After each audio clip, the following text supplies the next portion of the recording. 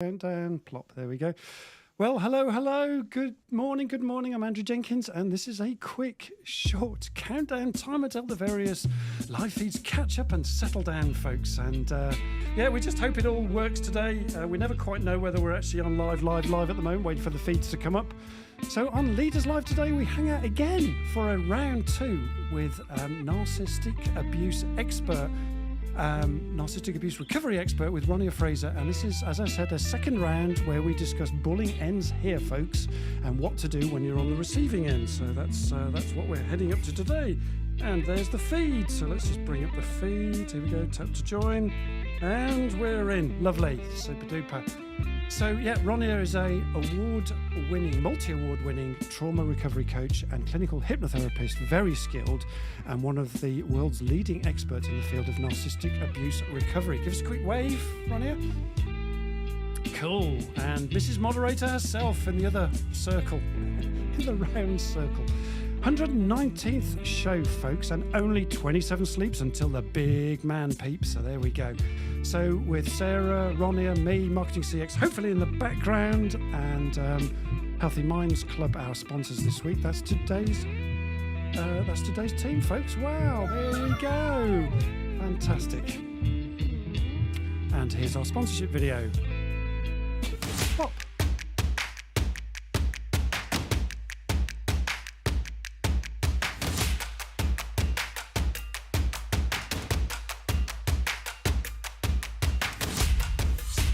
Boom, there we go.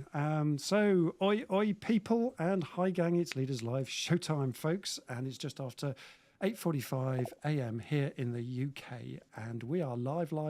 Hurrah and huzzah! And hopefully the comments will be coming through okay. So I hope you enjoyed the groovy opener, gang, and this week we're delighted that we're being powered by Healthy Minds Club, as I said, this week's sponsor. And please let us know if our audio is coming through okay as well. And if you're online, please let us know who you are and introduce yourself to us, because it's an interactive show, folks. So, yep, if you're new to Leaders Live, it's a warm welcome to you. And Leaders Live is a dynamic weekly talk show that generates business through networking, through community, and through extraordinary conversations that inspire folks. And as I mentioned in the countdown, I'm Andrew Jenkins, and I host this weekly Leaders Live show that's built an awesome community of like-minded leaders. I can see lots of people joining, so that's fantastic. So please don't be shy. Pop your comments in the feed. Introduce yourself to us so we can see you. And because this is an interactive show, as I said. And please ask lots of questions as well. And yep, good morning. We're starting to see some feeds coming through. That's brilliant. Phew. It's always nice when we get some interaction. So it shows that we're live. And we've just got 3 simple rules, folks. A safe community, mutual respect, and please no selling in the room. Simples. And our motto is I to the power of we. And a really easy way that you can show support for this free show and the time and effort that we put in to produce this is you can use a buy me a coffee. I think it's / Leaders Live. So buymeacoffee.com/Leaders Live, buymeacoffee.com. So there we go. And good morning, people are joining in. That's great. So yeah, and it kind of looks a bit like this. So thanks to Rebecca for last week for buying me a coffee, and you get a simple shout out like this, and all proceeds go to the show, folks. So there we go. It looks like that. So there we go. And the link will be in the feed shortly, hopefully, and you get a shout out as well. And as I said, all proceeds go to the show. So I'm going to shout out Steve Whittle today as well and his charity in a moment. But just before we do that, let me come to our guest for this week. And smash those likes as well, folks, by the way. Please, love that little bell that's coming up. There we go. And let's just quickly introduce our guest for this week. How are you doing, Ronia? Ronia Fraser. Well, thank you. How are you? Oh, I'm doing very well. Thank you very much. Thank you. Yeah, good. Yeah, so it's great to have you on the show again, Ronia. Well, thanks for having me back. Well, we just thought it was such an important subject, folks, and for you guys listening, this is a massively powerful and important subject, and one that is really, is it being talked about a lot? That's certainly becoming a very, very important, vital subject. Ronia, what say you about this whole subject of narcissistic abuse and bullying in the workplace? Well, I mean, we've been talking Mm, about bullying mm, for quite some time, right? The yeah. narcissistic abuse aspect is sort of new because narcissistic abuse has become this major buzzword over the last few years. It's not been that Mm, long, actually, but it's blowing up on social media. And um, in our last show, we obviously discussed what the differences and the similarities between bullying and narcissistic abuse is. So everybody who hasn't watched the last show, I highly recommend that you check out the replay because this obviously is following on to that. And I think it's very important that we talk about it because narcissistic abuse is such a complex topic. That's also why we are back for a second round, right? indeed. Yeah. And the thing is, most people think it only relates to romantic relationships because that's what we hear about the most. But it Mm, actually can happen in any kind of relationships, and that can be in the family, that can be in friendships, and of course, it can be in the workplace. And it's really important to talk about it, to acknowledge that, because for the people on the receiving end, it literally has a life-altering impact, on their mental health, on their quality of life, on their confidence. So it's really, really important that we address it for what it is and then, also offer some solution as well. yeah, I like the way you've said that. Life-altering impact, folks. That's the reason why we're covering this today. So please, let's see you in the comments. So it's great to see some comments coming through already. Yeah, thanks, Ronia. And just a quick introduction for Ronia. Mentioned it obviously in the countdown, multi-award winning trauma recovery coach and clinical hypnotherapist, and one of the leading experts in the field of narcissistic abuse recovery, folks. And Ronia is also an MBA qualified, certified chartered accountant, so a person of many talents with a My past successful life. yeah, with a successful career in finance spanning over 20 years. So there we go. And then now a change into becoming one of the world's leading coaches on this subject. And our theme today is Bullying Ends Here, part 2, what to do when on the receiving end, which Ronnie has just hinted about as well. Now, for you guys, we have an audience question. I don't know whether you've got that handy, Ronnie, unless you want me to say it to get some Please interaction. All right, go no ahead. problem.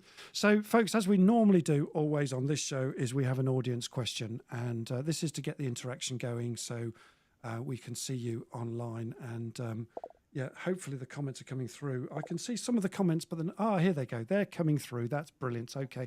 So here we go, folks. What proactive measures have you found most effective in creating a supportive and respectful work environment, especially when dealing with challenging situations like workplace bullying? So what measures have you found to be most effective in creating a supportive and respectful work environment, especially when dealing with bullies in the workplace? So there we go. That's it. And it's in the feed. Sarah's put it in the feed. And talking of Sarah, let's just bring in Mrs. Moderator while we wait for the feed to catch up. Hi, Sarah. How you doing? Mrs. Good Moderator morning. herself. Doing really well, thank you. Good morning. Good Yeah, morning. the feed's a bit slow this morning, It is, isn't it? so Yeah. but yeah, I'd like to say good morning to Christopher Beekmans, to Hi, Chris. Wendy. Nice to see Steve Whittle online, Oh, Anita. yes. Yeah, I think good conversations will be had this morning. She has great hair. There you go.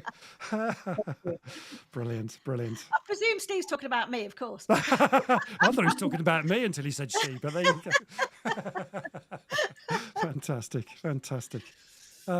Great. Good stuff. Okay, so please use the feed to answer the audience question so we can get going. There is a delay in the feed, so we'll wait for the feed to come up.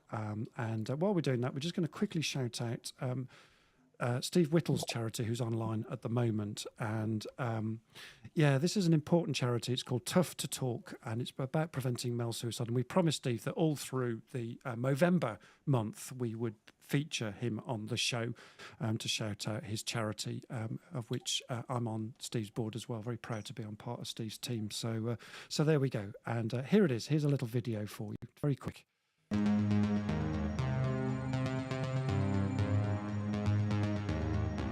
Brothers, it's time.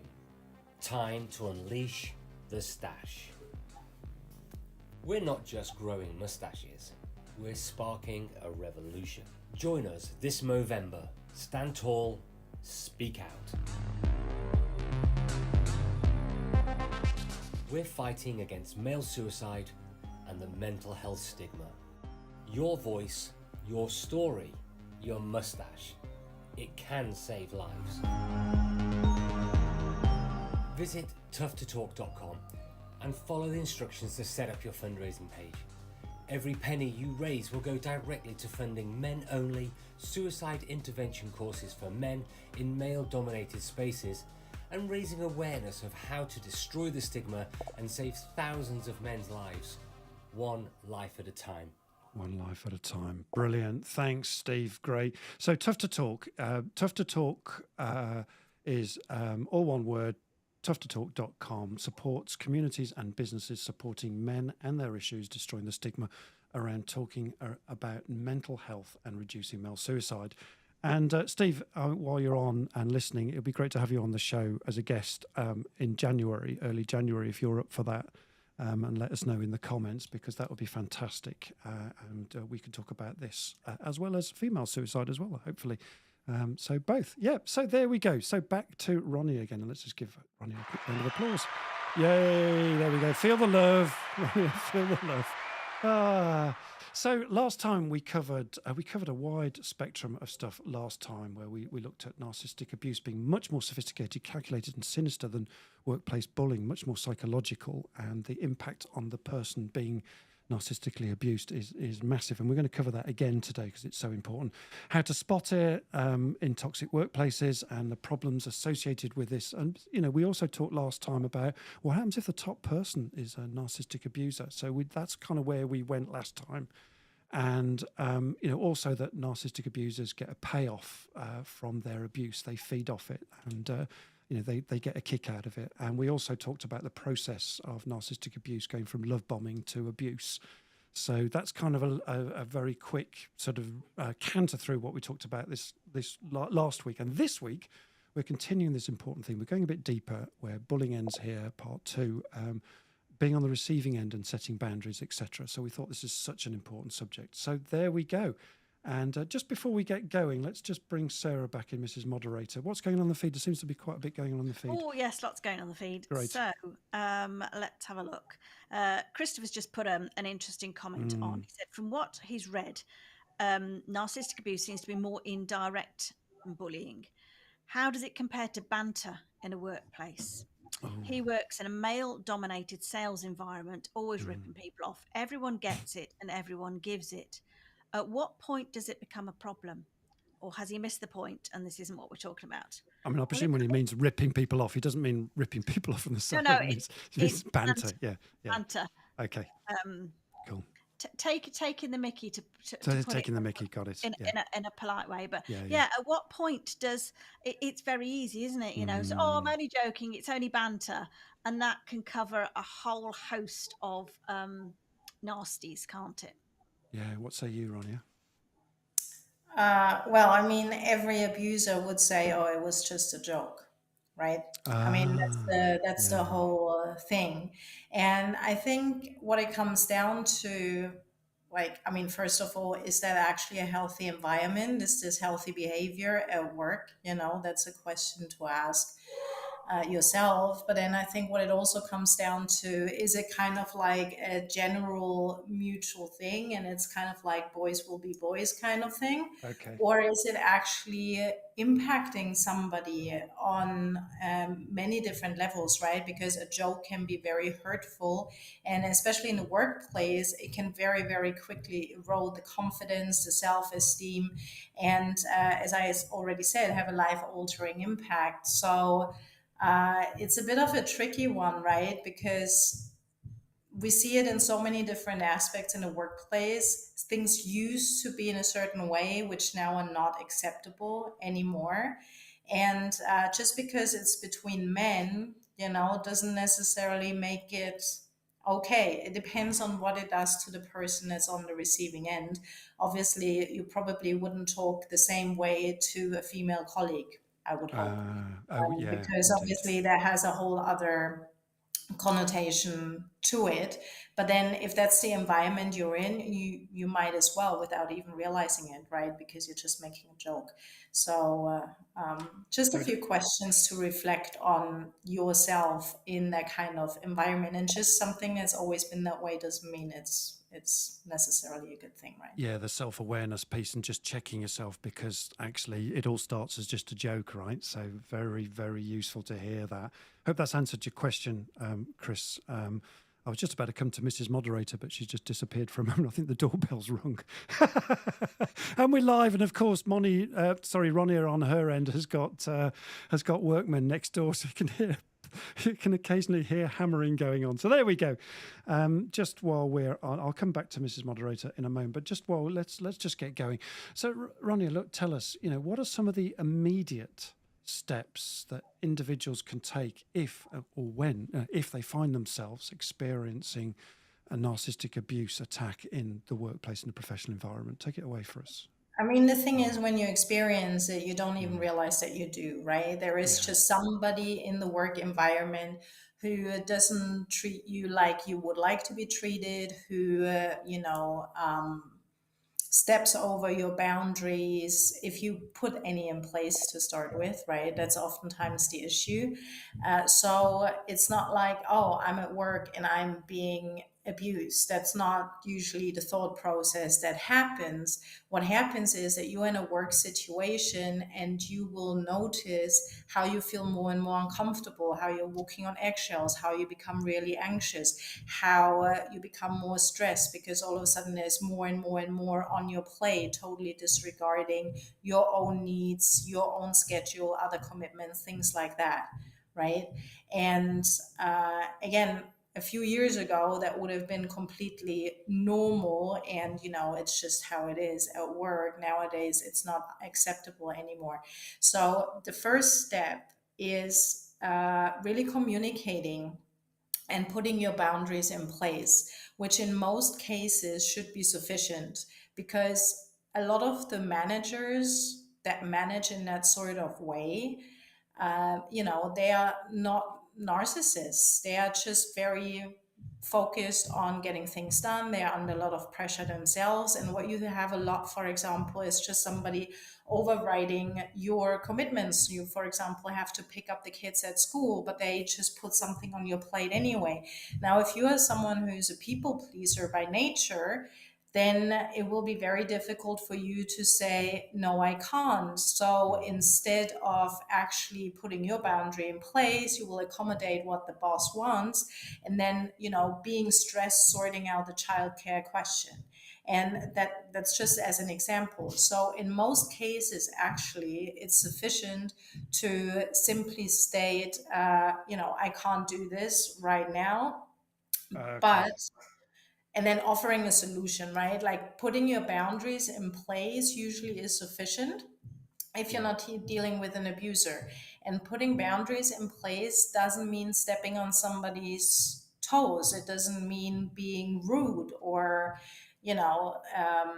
offensive or whatever it may be. Putting boundaries in place simply means standing in your truth and communicating in a very authentic but also assertive way that I can't do this right now, but I will, right? And then obviously always offering a solution takes away the ammunition.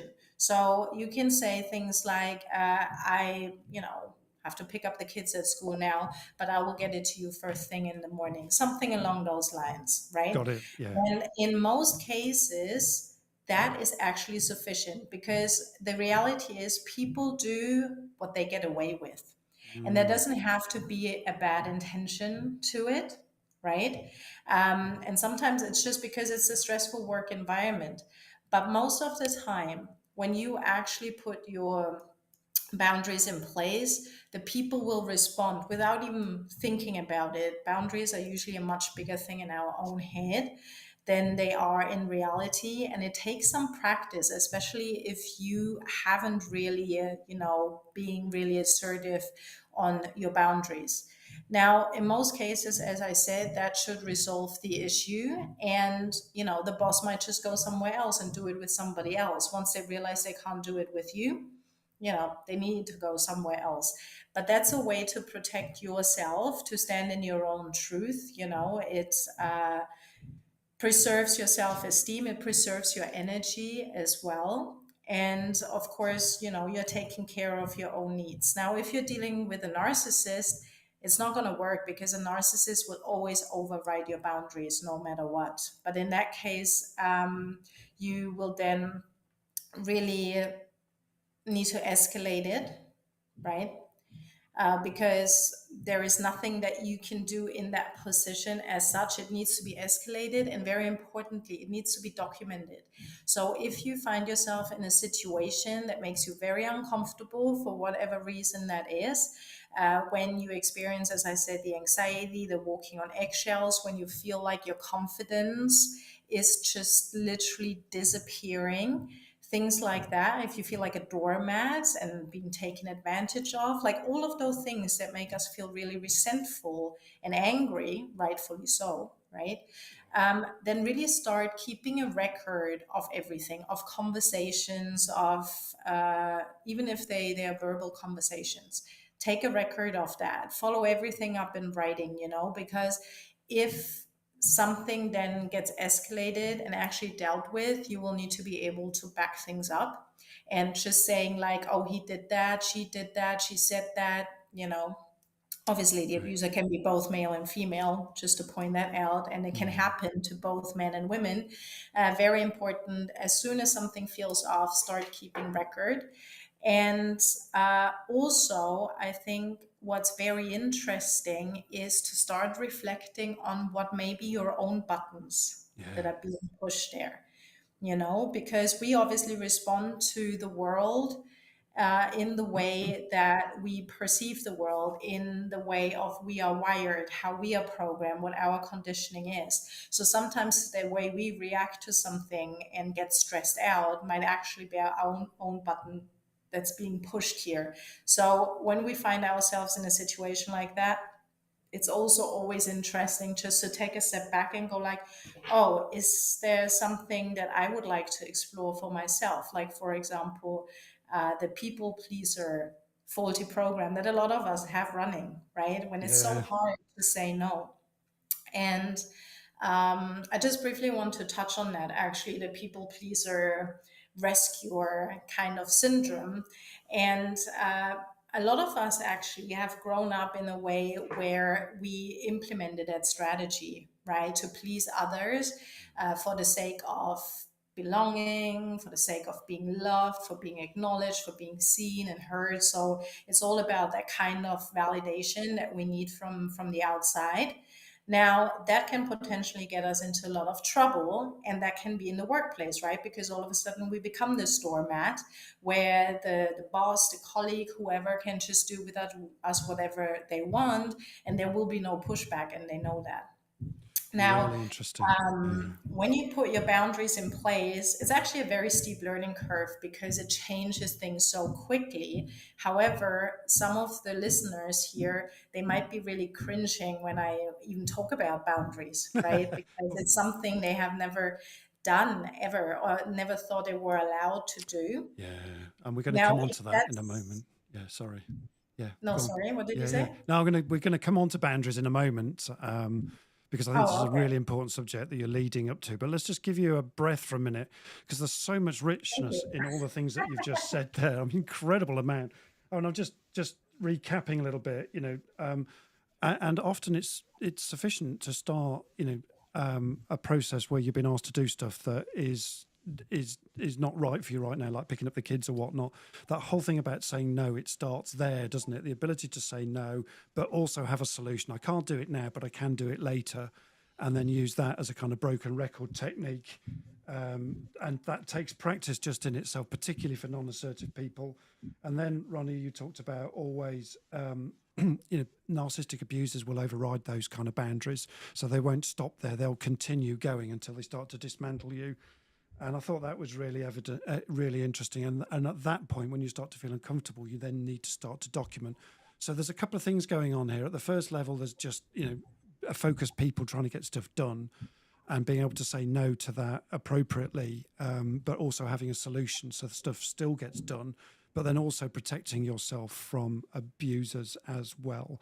And just while we're there, let's just give you just a bit more of a break. Let's just bring Mrs. Moderator. What's going on in the feed, Sarah? Just some important points here before we move to Lots boundary going piece. on. Maria Jeffers saying she hasn't experienced bullying, yet she has felt humiliated before in the workplace. Oh, right. Looking back, doesn't know if it was her not being resilient enough or the other person doing it on purpose. And the environment knocked her confidence. It wouldn't now, because she's got a better understanding of the psychology going on behind it. Yeah. But yeah, Interesting. that's an interesting one. And we have a conversation between Steve Whittle and Chris Stevie. about bullying and banter. Yeah. Where is the line? Where's the line? Interesting. I think the thing that came to mind for me is it's very easy, isn't it, to go, oh, everybody's in the office, having all this banter and it's all great fun. Actually, people, if you are uncomfortable, you probably aren't going to show that you're uncomfortable. Or if you do happen to say something like, oh, I'm not sure this is very, very nice, people go, oh, what's the matter with you? And I think it's knowing who you're working with and getting a better understanding of how it makes everybody feel, and is everybody really all right with it, or are they just going along with it because they don't feel they can say anything. Brilliant. Yeah. Look at that. Yes, Sarah, it says there, doesn't it? Absolutely. Fantastic. Okay. Yeah, interesting Maria what's says coming up. banter can be really intimidating. Yes, it can. Yeah, and especially, what, Ronia, you were mentioning earlier about boys will be boys and just being sensitive to the fact that, there are other people in the workplace as well. Really interesting that. Any thoughts that you want to add to those comments, Ronia, before we move on? Well, what I'd be interested in, but that might be just, a woman asking a man, what's the point of banter? Like, what do you actually get out of it by ripping somebody else off? Does it make you feel better?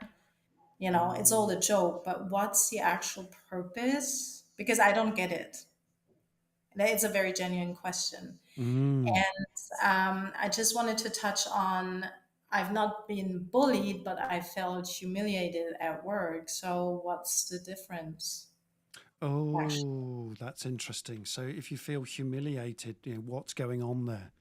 Is it bullying? Obviously something is happening. And as I just said, yes, it's good to reflect on our own buttons, what triggers us. But then at the same time, maybe that person did it intentionally, but, wouldn't that be classed as bullying possibly? Or, emotional, verbal abuse, whatever it is, obviously, that made you feel that way. So very good point, actually. When you're feeling humiliated, and actually that you touched again on something you said earlier, which was not only you've got to be thinking about what's happening in the workplace around you being humiliated, but is that, what is it about me that is enabling that? And it's having that self-check as well, but not putting it all on you, Ronia. Is that what you're saying? Sometimes it's not you, it's the other person. It's just interesting to explore both sides, right? Indeed. Because right. Okay. obviously something is totally out of line, and sometimes it's just something that triggers me. Yeah. But actually, in the bigger scheme of things, it's neutral. Yeah. If you know what I mean. And maybe it was banter, but the result was she was feeling humiliated. Yeah, interesting. And so it's a really fine line. Yeah, and that's what I'm picking up. And that whole thing about, self-assessment as well, not just blaming everybody else, also taking responsibility for yourself, but also then becoming aware of, well, is this banter? It's a very fine line. And that's really interesting how we've come onto this. Ronia, let's talk a little. Just add one thing there. Yeah, please. We talked about it in the last show. A workplace isn't supposed to feel that way, right? When you are at work, you're supposed to feel respected. It's supposed to be a respectful environment, a nurturing environment, a growth environment. So any kind of work environment that would make anybody feel like they're not good enough, or, as we said, the anxiety, feeling humiliated, all those kind of things, well, that clearly is a reflection on the workplace. A good workplace won't make you feel that kind of way. Interesting. So actually, when a workplace becomes toxic, then the whole thing about nurturing, respect, and having that ability to grow and develop in the workplace safely may be absent, and that's some of the things to be aware of as well, I'm guessing. Just bring Sarah back in a moment, Mrs. Moderator. Some interesting bits going on the feed there, just on what Ronia was saying. Let's just wrap up on that. Yeah, we're still having the debate about Banter. banter. Yeah. I mean, Steve Whittle says, for most men, banter, it's more than just a laugh or quick wit. It's a lifeline, a cornerstone of camaraderie and brotherhood. For men in the workplace, banter is often a crucial tool in their arsenal to combat isolation, forge connections, and build resilience. A But I sign of suppose endearment. that's fine. I just think, why can't we build each other up? So I suppose it depends what line your banter is taking. Is it positive and building somebody up, or is it ripping them to shreds? Yeah. And also, I suppose the other thing is, if you're getting the mickey taken out of you at work, then it shows that you're liked as well as another way of looking at it. So does it? I don't know. I'm but not sure. yeah. Does it? Yeah. Interesting. Really? Interesting. Maybe it's a male female different way of seeing things. Maybe. But Yeah. I think sometimes, and as you say, if you're feeling vulnerable, anybody, and somebody's taking the mickey out of you, and it can just be, the final straw, really, sometimes. Yeah. And a lot of people wouldn't show that in the workplace, but actually then what impact is that having on their life? There we go. Very interesting. So good, great to hear that perspective, Sarah. Anything else in the feed that you want to pick up on? No, not really. Something from Anita, is there, or something? Was there? Let's have a look. Just a comment. Remember, somebody trying to humiliate her, and even recruited some flying monkeys, but she was pushing the wrong button, then gave up. Okay. Going back to the banter, Christopher then says, banter does bring people closer together. However, you cannot banter with those that don't give it.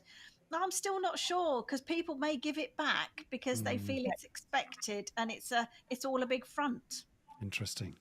I think there is a big disconnect between male and female, because women wouldn't communicate with each other in that kind of way. Right. And I mean, I've had male clients that came to me for help after having experienced workplace bullying, workplace abuse, and banter would have been part of that. That really affected their self-esteem. At the end of the day, we are emotional beings, and we are all wired in a different way. So there might be guys who just find it normal, and it builds resilience, and it's part of it. It combats the isolation. It's a lifeline, as you said.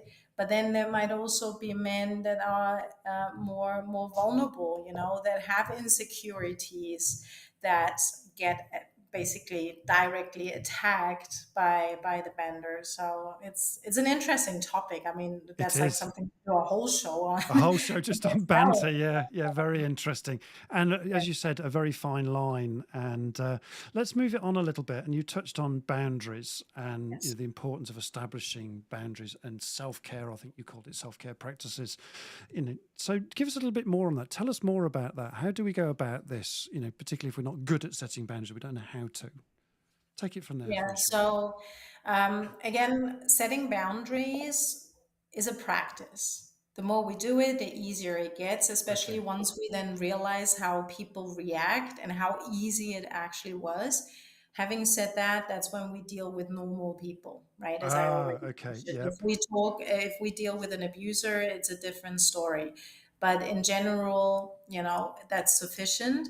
Now, if you just by nature are a people pleaser and you've never in your life learned to say no, and there are plenty of people that fall into that category, it's literally they will have like an emotional, a physical response just thinking about putting boundaries in place. Now that oftentimes obviously comes from some conditioning in the way we grew up.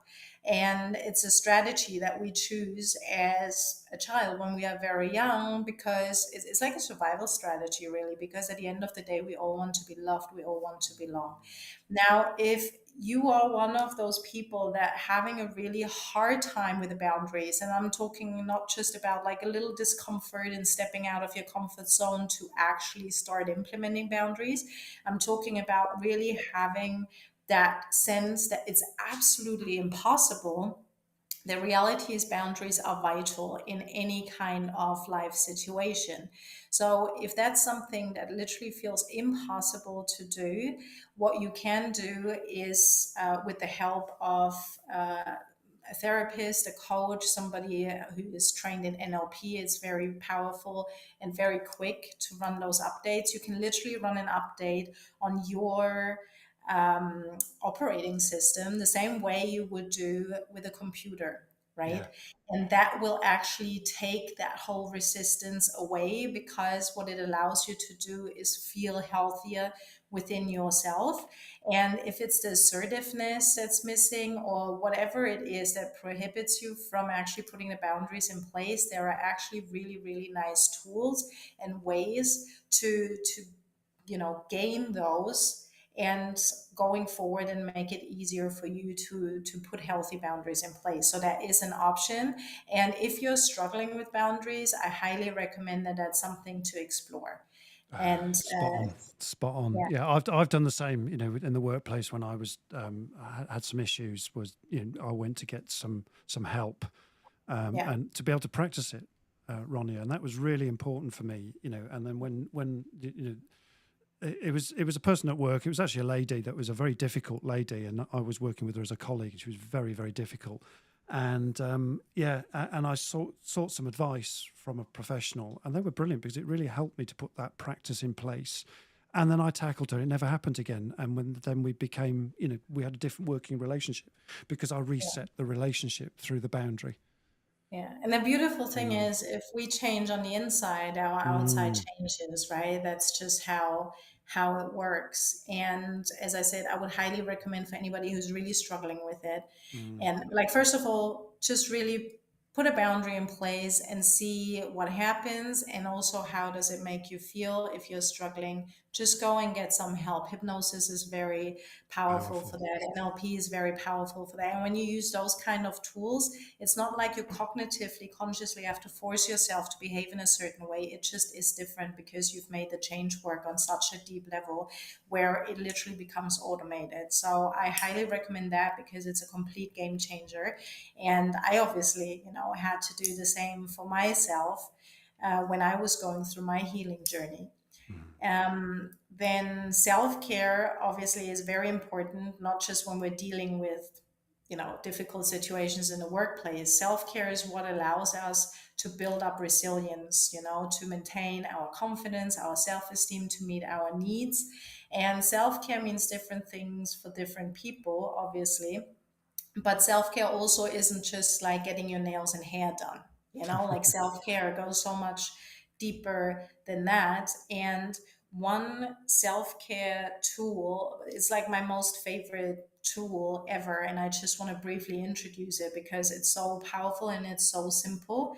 It's called havening, Oh yeah. which is a psychosensory, it's a science-based approach. It's a psychosensory modality that's based on touch. And the beautiful thing is that you can actually do it yourself. All you need is your hands.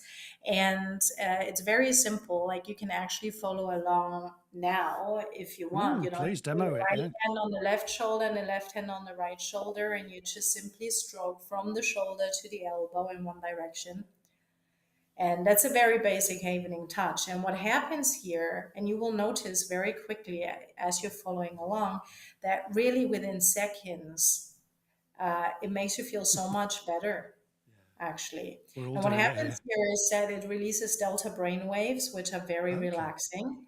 Delta And it's a brainwaves. tool that very, very quickly regulates your nervous system, like literally within seconds, within minutes. You can also do the face, the forehead, the cheeks, which is something that we would do anyway if we get stressed. What do? We rub our forehead. So it's kind of just becoming consciously aware of how we can utilize the touch to regulate ourselves. And for the workplace, my favorite one, I do it all the time. Like at this point, it's just an unconscious mechanism I have. But in the workplace, super useful is a public friendly version, which is literally just rubbing your hands together. And we see that all the time, and people take comfort in doing this kind of stuff, don't they, with their hands? Yeah. That's So it's the fascinating. tapping, but Yeah. obviously this is much more gentle. If you sit in a meeting and you go like that, people go like, "What the heck is he doing?" Yeah. Right? If Yeah. you're actually sitting there Yeah. and you rub your hands together like that, or even under the table, it doesn't matter. Nobody knows what you're doing there, but what you are doing is you're regulating your nervous system, Regulating. How right? beautiful is that? Very, very quickly. And you can do that on public transport. You can do that in a conversation. You're dealing with a difficult person, you're dealing with a conflict situation, you have to go to HR and report something or whatever. Just rub your hands together, because what happens as you regulate your nervous system is that you become responsive, And resourceful. responsible, Yeah, and resourceful. rather than Yeah. reactive, right? Because if we deal with conflict situations, we are really like triggered, right? We are very reactive, we are very emotional. So if you actually put that in place while you're dealing with it, that allows you to regulate your nervous system. It builds resilience. It makes you responsive rather than reactive. And what it also allows you to do, because it relaxes the body, is you can connect with your inner wisdom. So rather than the conscious mind just going like, like nagging and trying to figure everything out and being in fight mode, actually the communication will flow in a different way, because you have access to much deeper resources, if that And makes because sense. because you've now calmed yourself down, your delta waves are now starting to operate in your brain, which gives you more bandwidth, it makes you more resourceful, that allows you to be more resilient, have a proactive conversation rather than a reactive one. And actually, if you noticed what Ronnie was doing then, just as she was talking, and how confident did Ronnie look at that point, really nicely sort of done as Ronnie was talking with her hands, just like this, nice and slowly regulating herself. And actually, the And other nobody person, notices, right? If I hadn't no, but told you, you wouldn't have even thought anything of it. well, Like it's I even funny. do it when I do public speaking on stage, like I'm Yeah, like, and because it's such a natural movement and it's so powerful, and I personally think it's a tool that everybody should have in their toolbox. You can do that's so many more things with havening when you have brilliant. like help with a havening practitioner and things like that. But right now, for our purpose, this is literally all you need, All you and you need. don't need anybody else for it. You can just do it There yourself. you go, folks. And for me, I do a lot of NLP stuff, and as Ronnie was saying, both of us do that, and the hypnosis for helping people to manage themselves in different ways. So those self-care things, important to get some some help if you need it. But Yeah. I just love the Absolutely. Like having practical. like a therapist or a coach in your Yeah, corner, especially when you're dealing with something like that in the workplace that really exactly. nags on your confidence. Yeah. Um, yeah, find yourself help, find somebody who has your back no matter what. Mm. And that person will also then obviously a professional, not a friend, because a friend has like, their Yeah, own expectations of you and absolutely. who they think you are. But a professional will also be able to help you reflect on the situation and maybe That's dig a right. little bit deeper and open up options that, seem what haven't even occurred to you. So very, very important. Spot on, and that's where these skills are so powerful. And both Ronia and myself have got those kind of skills, as well as other people listening as well. So that's great. Let's give you a quick break for a moment. And Mrs. Moderator, any thoughts and stuff that's going on in the chat? Oh, To pick lots up? going on. Let's have a look. Comment from a LinkedIn user. I can't find out who it is because my feed's playing up a It bit. might be But Kieran. I think I saw it was Kieran. fantastic discussion. I'm reading The Status Game by Will Storr. I can see Mm, workplace behaviour, including very friendly banter to more unpleasant and unacceptable targeting, as part of the constant game people play to enhance their status in the organisation. wow. Yeah, I think that is Kieran, unless you correct me. But yeah, thank you. Excellent. Anita says definitely a Mm, reset is a good start and sometimes all that's required. yeah, Behavior needs to become a habit, so practicing with trusted people and or minor issues is a good way to consolidate changes. yeah. And the more you practice on the minor stuff, the better you get at the bigger stuff, right? So Yeah, yeah. yeah. Quick comment from Rebecca about Hello, behaving. Rebecca. Brilliant technique. She will share this with her daughter. And I was actually thinking the same thing. The same thing. Yeah. So yeah, thank you for that. really Yeah. brilliant. Final comment from Steve, emphasizing he is firmly against bullying, but in favour of banter. It's important to respect boundaries. I've praised that massively. Yeah. It depends what sort of environment you're working in, and different needs.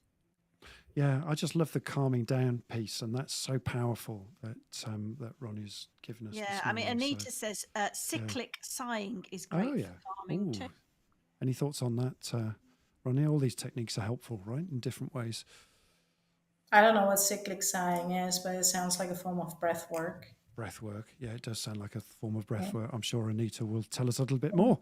Anita. But then it's like there's so many different modalities and really really effective things. And I always encourage everybody of my clients to just go out and explore. And some things that work for you more than for me, but that doesn't matter. It's about building our own toolbox. With the cyclic sighing, I probably wouldn't. I don't know exactly what it means. I probably wouldn't do it in a meeting. It's like having different tools for different situations, which is always super helpful. Yeah, thank you. Okay, let's just quickly drop to our poll. This is a convenient time to do this. We did this poll the other day. We always do a poll for our upcoming guests and to part of the build-up of the show. And we asked this very simple question: which of these strategies do you consider most effective to deal with a workplace bully? So express discomfort quickly. 29%. Seek mediation. 7%. I've done mediation in the workplace. It's actually very powerful. But it came quite low in the scoring here. Set clear boundaries. Yep, 51%, and that's what we've been talking about today. And something else, and that's something else. Ronia and myself and Sarah, we were talking about this pre-show, and that's something else. Could be, well, you just leave, right, Ronia? Yes. Which actually would be the self-care decision number one, right? Yeah. And for a lot of people, obviously, it's a scary thought because, a lot of things surrounding work are based on fear, losing our job, not being able to pay the bills. But again, it depends on who we are dealing with, right? So setting boundaries should resolve the issue. Mediation will not work if you're dealing with an actual narcissist. It will work if you're dealing with a normal person, but not with a narcissist. It's like the same if you get divorced from a narcissist and they all want to do mediation because that's how they can continue their manipulation. And you also need to think about in the workplace, and we talked about this last time, the narcissist actually has spun such a wide net, right? And has created this narrative about the person on the receiving end where it consists of lies, totally creating a false narrative, character assassination. That's what we talked about last time, right? So if you're on the receiving end of that and you go into a mediation meeting, first of all, you don't have the resilience and the emotional resources to even deal with something like that. And the narcissist will also use that mediation because the person who's the mediator, who's supposed to be neutral, might well be part of the net of the narcissist, or while doing the meditation being caught in it. Mediation, right? So yeah. it's always, who do I actually deal with?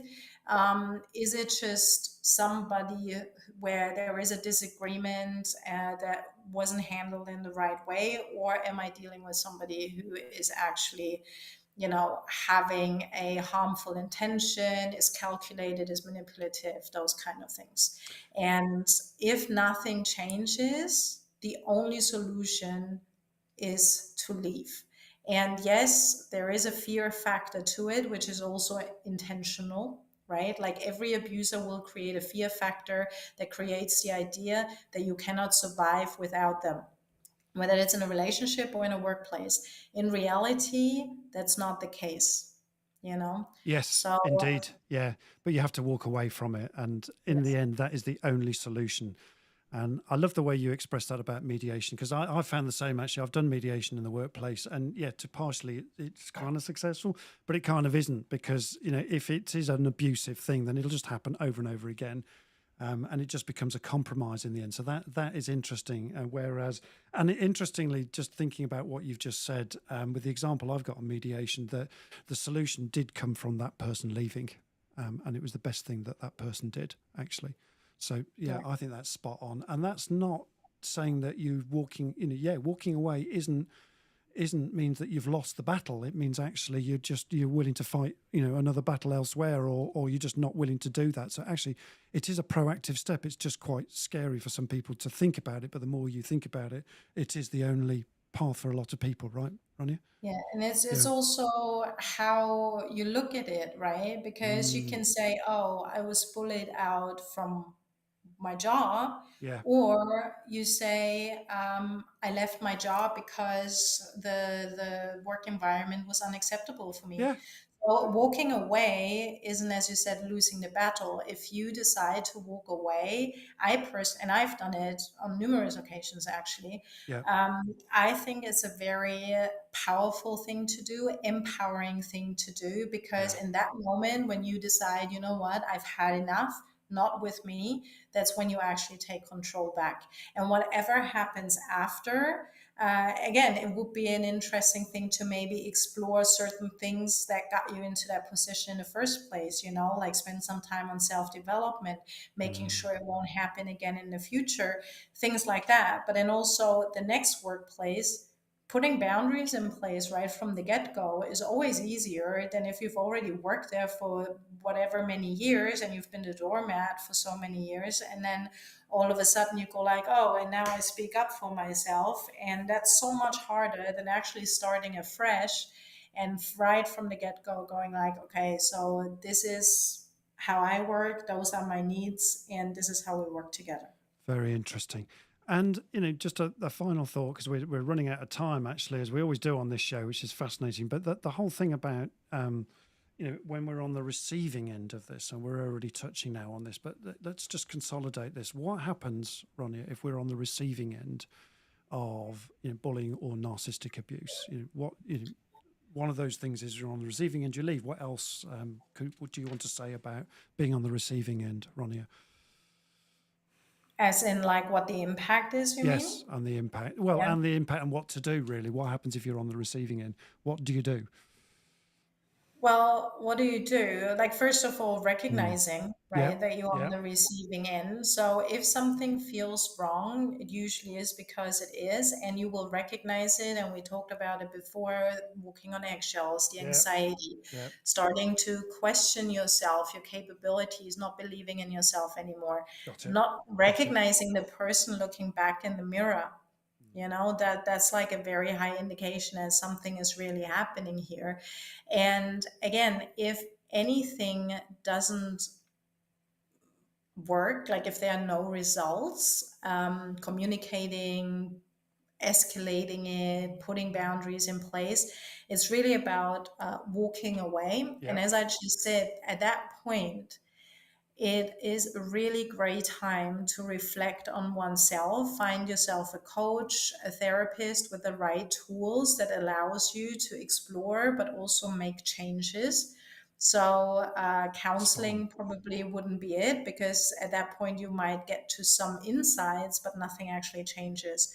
So really exploring what buttons were pushed, what got me into this situation, running updates on any faulty programming or outdated programs. They may have served a purpose at some point. Obviously they did, because otherwise we wouldn't have them. But now they are not beneficial anymore. Things like that, limiting beliefs that we hold about ourselves. And actually, when we experience hardship like that, which is absolutely horrible, everybody who has experienced narcissistic abuse in any kind of context knows exactly what I'm talking about, because it literally takes everything from you. But it's also a very good opportunity to run this update on ourselves and just upgrade to a 2.0 version. There you go. And it's also the only way to make sure it won't happen again in the future. Spot on. Right. I love that. What a great way of summarizing. So first of all, folks, recognize it. If something feels off, as Ronia said earlier, if you're walking on eggshells, or those kind of things are happening to you, you become insecure in yourself, you're not sure of yourself anymore, then there's something going on here. And, if you're not recognizing you in the mirror anymore, you're now knowing that something is happening to you. So these are the kind of points, the walk along the bridge here and what to do. And, if you're getting no results from any of the interventions that Ronnie has talked about, like documenting, reporting it, trying to do something with it, if you're getting no results, then the thing to do is, look, folks, walk away. And, and then when you do walk away, the key thing is to reflect, rebuild, reprogram, do the hard work of updating yourself and reflecting on it so it doesn't happen again in the next place, and choosing, a better workplace for you that suits you, and asking those kind of questions. So these are really important points that Ronnie has sort of mentioned today. Can I add one more thing? Yeah, by all means. Yeah. If anyone who's listening is actually on the receiving end of bullying, narcissistic abuse, I just want you to hear me when I tell you that actually this is no reflection on your worth and who you are, your capabilities. Perfect. Because the reality is, if you weren't talented and skilled, and if you didn't have all those amazing things going for you, you wouldn't even be of interest for a narcissist. Because if you have a lot going for you, you have a lot to take from you. And that's also a very, very important thing to understand, because we get come out of those situations feeling so rubbish and so horrible about ourselves, because everything that we thought we were was taken from us, Dismantled. right? Yeah. So it's very, very important to remember that unless you are a, amazing person with a lot going for you, they wouldn't have even chosen you to latch onto, right? You have a lot going for you, you have a lot to take from you. And absolutely. I think that's very important. Fascinating. Thank you, Ronia. And if you want to learn more about this, then I've just ordered one of these as well. This is Ronia's set of books here, which is Me, Myself, and I, A to Z guide to help you. A to Z to finding back to you. Thank you. Brilliant. I can't read the small text there, so thank you very much. I've ordered one of these books for myself to read, and but also to give to a friend of mine that's struggling with this right now. Very practical way of doing that. And look, I've known Ronia for a long while, and her stuff is superb. So please go ahead, find that on Amazon. The links will be in the feed. If we can't get them in the feed right now, we'll put them in later, because sometimes we have problems getting links into the feed for whatever reason. We don't understand it. So yeah, please do that and order that book. And it's a hardback. There's a version for women and a version for men, because yes, we talked about it can indeed. happen to everyone, to any of us, really. Yeah, and I know that there is very, very little content out there actually catering for men, because the common narrative or belief is that it happens more to women rather than men, which actually it might be, but half of my clients are men. Amen. So it definitely happens. So I just wanted to point that out, that there is a specific version for men as well, if there are any guys listening to this that would like to have some support. Thank you. Very important. Thank you very much. And then Ronia's website here. Just shout out your website for us. RoniaFraser.com. RoniaFraser.com. There she is. It's a fantastic website, actually. I love looking at this website.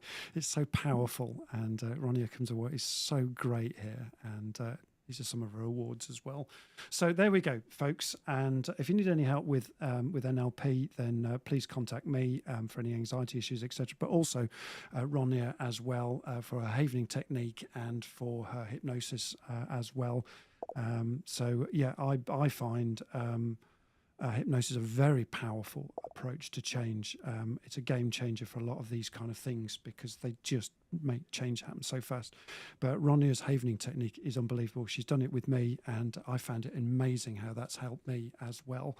So yeah, I've not told you about that, Ronia, but you did it with me for years ago, and it really helped. So thank you.